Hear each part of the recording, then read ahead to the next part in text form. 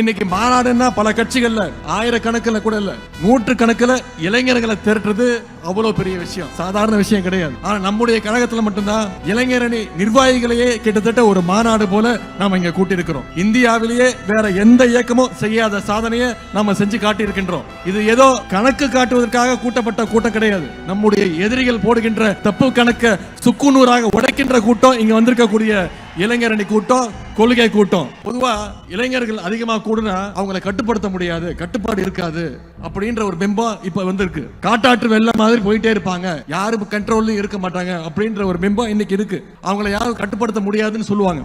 ஆனா நம்முடைய கழக இளைஞரணியினர் அப்படி கிடையாது, மிகுந்த கட்டுப்பாடு மிக்கவர்கள் என்பதற்கு இங்க கூடியிருக்கக்கூடிய இந்த கூட்டம் சாட்சி. கட்டுப்பாடு இல்லாம 1 லட்சம் இல்ல 1 கோடி இளைஞர்களை திரண்டாலும் அதனால யாருக்கும் எந்த பயனும் கிடையாது. அப்படிப்பட்ட கட்டுப்பாடு இல்லாத கூட்டத்தை வச்சுக்கிட்டு யாராலையும் எதையும் சாதிக்கவும் முடியாது.